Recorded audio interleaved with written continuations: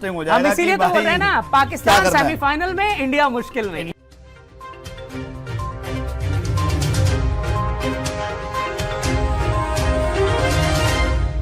बहुत सारे लोगों के मन में ये सवाल थे, शुबा थे, शक थे, जिसमें से मैं भी एक हूं कि लोअर मिडिल ऑर्डर में उतनी स्ट्राइकिंग पावर नहीं है पाकिस्तान के पास, पर Asif is the answer to a lot of their problems. क्योंकि अगर आप 2 मैच में लगातार काम कर देते हैं, पहली बार तुक्का होता है, दूसरी बार यकीन होता है। Asif is the real deal, Pakistan is the team to beat. एक और मुकाबला वो जीत गए हैं, 3 मैचेस 3 जीत, They're all but through to the semi-finals, क्योंकि अब सिर्फ स्कॉटलैंड और नमीबिया बचा है। आसानी से इन मुकाबलों को ये जीतेंगे और आगे की तरफ चले जाएंगे। अ near complete performance, one after the other.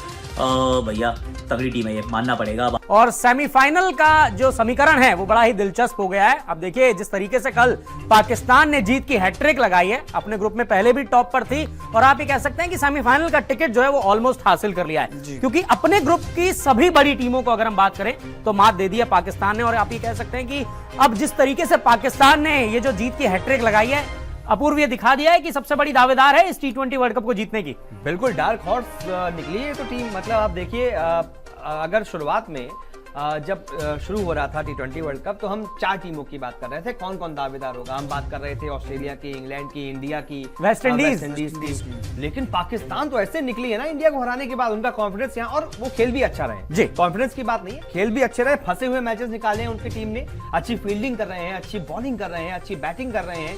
और सिर्फ एक ही 2 लोग उनको नहीं जिता रहे कि पहला मैच चलिए ओपनर्स ने जिता दिया, दूसरा मैच शोएब मलिक और मिडिल ऑर्डर ने जिताया, फिर तीसरा मैच एक अकेले आसिफ ने जिता दिया, और ऊपर से कप्तान ने अच्छी पारी खेली। सब कोई चल रहा है, बॉलिंग भी अच्छी हो रही है लगातार, तो वाकई में डिजर्व। अब आप जो आपने कहा ना कि दावेदार जीतने के, बिल्कुल है, बिल्कुल दावेदार है। और देखिए, जिस तरीके से हम ये बोलते भी है ना कि यूएई में सबसे ज्यादा, अगर हम बाकी टीमों के मुकाबले देखें, कितने 5 साल उस दिन क्या बताया था, 14 लगातार 2016 से 14 मुकाबले लगातार। वही मैं बता रहा हूं यार, बताइए 5 साल और यूएई में हारी नहीं। सबसे ज्यादा क्रिकेट पाकिस्तान ने खेला यूएई में। इन कंडीशंस को बेहतर जानते हैं, मैदानों को पहचानते हैं, और देखिए उसके हिसाब से बैटिंग भी कर रहे हैं। जिस तरीके से हमने देखा, आप ये कहिए कि न्यूजीलैंड के खिलाफ भी ऐसा लग रहा था एक समय कि मैच फंस गया है, लेकिन वहां पर आसिफ अली और शोएब मलिक ने जिस तरीके से बैटिंग की, पूरा का पूरा मुकाबला निकाल दिया।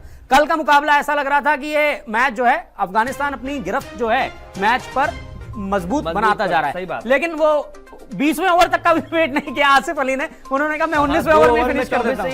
एक ही ओवर में 24 बना दिया, और देखिए 7 गेंदों में उन्होंने 25 रन बना दिए। तो आप ये समझ सकते हैं कि इस टीम के हर खिलाड़ी, चाहे आप मिडिल ऑर्डर की बात कीजिए, चाहे आप बात कीजिए टॉप ऑर्डर की, इनके गेंदबाजों की बात कीजिए, सभी फॉर्म में दिखाई दे रहे हैं अंकित। बिल्कुल फॉर्म में तो दिख रहे, तभी है कि उनके 6 पॉइंट हो गए और वो क्वालिफाई कर गई एक तरीके से। अब देखो स्कॉटलैंड नामीबिया के खिलाफ मैच है, वो तो ऐसा लग रहा है बड़ी टीमों को हरा दिया तो छोटी टीमों को हरा जीतना एक मैच जीतना, आपके 8 पॉइंट हो जाएंगे। मुझे लग रहा है 10 पॉइंट का तो क्वालिफाई करेगी। लेकिन हाँ, इस जीत से जहां अफगानिस्तान के फैंस को उदासी होगी, भारतीय फैंस को काफी खुशी होगी, भैया जीत गई। तो अफगानिस्तान अगर ये मैच जीत जाती तो उलटफेर हो जाता, फिर टीम इंडिया के लिए मुश्किल थी। अब टीम इंडिया के लिए है कि आपको सारे मैचेस जीतने क्लियर हो चुका, कोई रन रेट मैटर नहीं करता। लेकिन कल का जो मुकाबला है वो काफी इंटरेस्टिंग हो जाएगा। हम इसीलिए तो बोल रहे हैं ना, पाकिस्तान सेमीफाइनल में, इंडिया मुश्किल में। इंडिया मुश्किल में क्यों है? क्योंकि मुकाबला है न्यूजीलैंड के खिलाफ। कौन सी न्यूजीलैंड? जिसने, आपको याद होगा, 2019 वर्ल्ड कप सेमीफाइनल में बाहर कर दिया था, आईसीसी वर्ल्ड टेस्ट चैंपियनशिप के फाइनल में हराया था, और अब ये तीसरा फॉर्मेट है। कहीं ऐसा ना हो कि यहाँ पर भी उम्मीदें जो है T20 वर्ल्ड कप में आप हरा नहीं पाए हो। दो मुकाबले हुए हैं और दोनों बार न्यूजीलैंड ने जीते हैं मैचेस। तो कोई बात नहीं, हम भी नहीं जीते थे पाकिस्तान से। जीते थे, पाकिस्तान इतिहास बदलता रहता है, इतिहास बदलता रहता है। इतिहास होता ही बदलने के लिए, वर्ल्ड कप में कुछ बदल रहा भी है, कुछ ज्यादा ही बदल रहा है। तो इंटरेस्टिंग मुकाबला हुआ यार, क्योंकि ये जो पड़ोसी है ना, इन पड़ोसियों की मतलब नोकझोंक रहती है, पड़ोसियों की थोड़ी सी लड़ाई झगड़ा रहता है। लगता है कि भाई अब ये they are not going to be very happy and things are going to be a little different and all of that, पर आपस में कम खेलते हैं, और जब खेलते हैं तो फिर थोड़ी सी भाई होती है, भाई राइवलरी है कि कौन बेहतर खेलेगा क्रिकेट के मैदान पे, कौन फतेह करेगा। पाकिस्तान वो डेफिनेट फेवरेट, क्योंकि इतनी क्रिकेट वो खेलते हैं, और अफगानिस्तान सी वो छोटा बच्चा है, वो बड़े होने की कोशिश कर रहा है, is punching above his weight, पर वहाँ अगर वो थोड़ा पीछे भी रह जाते हैं ना, यू डोंट फील बैड, कहते हो कि कोशिश तो की। और मुझे लगता है इंटरनेशनल क्रिकेट ने ना थोड़ी सी डिससर्विस की है पिछले, अगर आप 3-4 साल उठा के देखें, कि आपने अफगानिस्तान के साथ ना उतनी क्रिकेट खेली नहीं है। अगर आप उसके लिए हम सब जिम्मेदार हैं, हमने भी कोई नहीं खेली भाई इनके साथ bilateral series. Australia, England, south Africa, किसी ने भी इनके साथ बायलैटरल सीरीज खेली नहीं है। अगर आप खेलेंगे बड़े टीम्स आके, इस टीम के अंदर वो पोटेंशियल है कि वो बेहतर हो सके, इसमें कोई डाउट टिच नहीं है। But again they gave a good account of themselves. Toss जीत के गेंदबाजी का नहीं, बल्लेबाजी का फैसला करना थोड़ा सा सरप्राइजिंग जरूर है, क्योंकि अमूमन यहाँ पर हर बार वही हो रहा है ना, जो बैटिंग बाद में करता है वो जीत जाता है, खासतौर से शाम के मुकाबलों में, क्योंकि ड्यू आ जाती है, ओस आ जाती है। पर दुबई के मैदान में ना हवा चल रही थी। हवा चलने का अर्थ ये था कि यहाँ पे ड्यू नहीं आने वाली थी। दे न्यू इट, क्योंकि अगर ड्यू आ जाती और अब 3 स्पिनर्स आपके प्रमुख गेंदबाज है तो फिर डन एंड डस्टेड, आप टॉस पे ही मैच हार गए। पर इनके ज़हन में था कि हम कितने भी रन बनाए, will be able to squeeze them dry, थोड़ा सा पकड़ के रखेंगे स्पिनर्स के चलते और गेंद सूखी रहेगी, ऐसा उनको एहसास था। दे वर एब्सोल्युटली राइट। और ये बात भी शायद सोच रहे होंगे कि भाई सामने वाली टीम जो है उसकी फास्ट बॉलिंग बहुत अच्छी है, बॉलिंग इतनी अच्छी है कि हम शायद 140 भी चेज ना कर पाए। फेयर प्ले, तो आप अपनी स्ट्रेंथ के साथ खेल रहे हैं। जब शुरुआत में बैटिंग आती है तो ऑल फॉर नथिंग का गेम चल रहा है, ऑल और नथिंग, मतलब या तो छक्का या फिर आउट, या फिर छक्का या फिर आउट। सिर्फ छक्का लग जाए तो कोई बात नहीं, लेकिन जब आउट होते जाता है ना एक के बाद एक के बाद एक के बाद एक, तो फिर क्या होता है कि आप आगे बिल्कुल भी नहीं बढ़ पाते हैं। And that was the problem with Afghanistan. शुरुआत में ही आपने 3-4 विकेट गवा दी और this was baptism with fire. You look at Shaheen Afridi, you look at Haris Rauf, I mean 150 की स्पीड पे चल रहे हैं, 150 की स्पीड पे। एक ball Haris Rauf I think 150 click के आसपास थी। शाहीन शाह अफरीदी पहले ओवर में 148, 139, 49 के आसपास है और फुल गेंद डालते हैं, पैडों पे मारने का, जूतों पे मारने का प्रयास करते हैं। इमाद वसीम, इनका भी कंट्रीब्यूशन कमाल का है, क्योंकि आके ना वो लेफ्ट स्पिन नहीं, लेफ्ट सीम बॉलिंग डालते हैं, ऐसे करके सीम हवा में होती है और उससे परेशान करते हैं। शुरू में इन्होंने विकेट ले ली। इनफैक्ट 3 पाकिस्तान के गेंदबाज थे जिन्होंने 4 में 30 रन भी नहीं खाए यार, मतलब 2 का तो 6 से भी नीचे का इकोनॉमी। और अगर ऐसा हो जाए ना फिर तारीफ की होगी बात है, तो वेल डन। पर फिर नईब और नाबी इकट्ठे हुए थे, नईब नाबी जब इकट्ठे हुए थे तो फिर they did strike back, they got things together.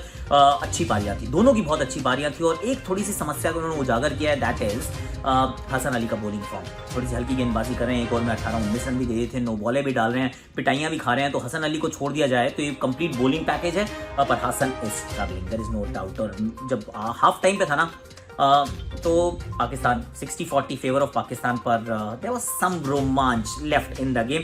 Run chase की बात करते हैं। रन चेज में ना बाबर ने एक रिकॉर्ड हासिल किया भैया। तो पहले तो एक रिकॉर्ड की बात कर लेते हैं। Babar Azam the fastest to 1000 runs by a T20I skipper, मतलब बतौर कप्तान सबसे तेज 1000 रन के आंकड़े पर जो पहुंचने का काम किया है वो बाबर ने कर दिया। इससे पहले जो काम किया था वो ऐसा ही काम बतौर कप्तान वो विराट कोहली ने किया था।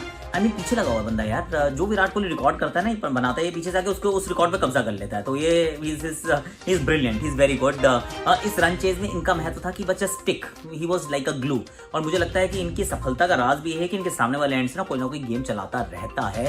रिजवान शुरू में आउट हो गए, मुजीब इज फिनोमिनल, 4 में 14 रन दिए, विकेट चटका लिया उनका, पीछे मिड विकेट स्क्वायर लेग पे राधा फील्डर था। फखर जमान ने आते बड़े बड़े शॉट लगाए विच वाज इंप्रेसिव, पर फिर ना स्ट्राइक बहुत देर तक उनके पास नहीं रही।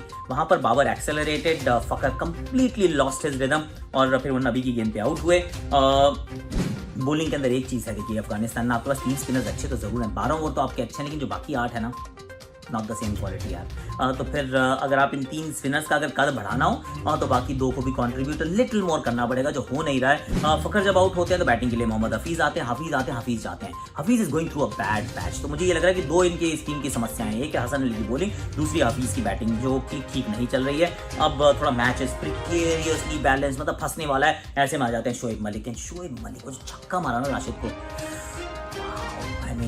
गजब है खिलाड़ी भी यार।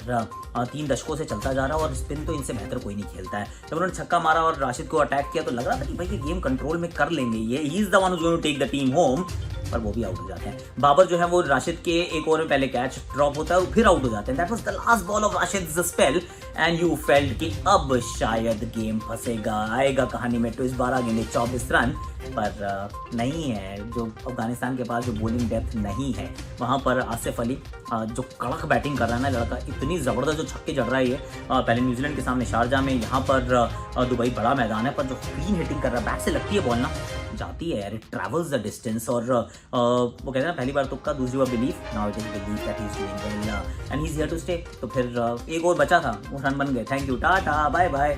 एक और मुकाबला जीत लिया पाकिस्तान ने, 3 में से 3, यानी कि they are through to the semifinal. Through क्या, they will be the number 1 side to qualify, और नंबर 1 का नंबर 2 से मुकाबला होगा। भाई जो भी नंबर 2 जाएगी, हम कह रहे हैं हम जाएंगे, न्यूजीलैंड को हराएंगे, हम जाएंगे, हम आएंगे वहाँ पर। वो नंबर 1 से खेलेगा। नंबर 1 और नंबर 2 कौन होने वाला है वो आज शाम का मैच डिसाइड कर देगा, लेट्स बी फेयर, क्योंकि ऑस्ट्रेलिया इंग्लैंड में से एक टीम हारेगी, जो हारेगी वो नंबर 2 रह जाएगी, जीतेगी वो नंबर 1 चली जाएगी, ऐसा मेरा मानना है।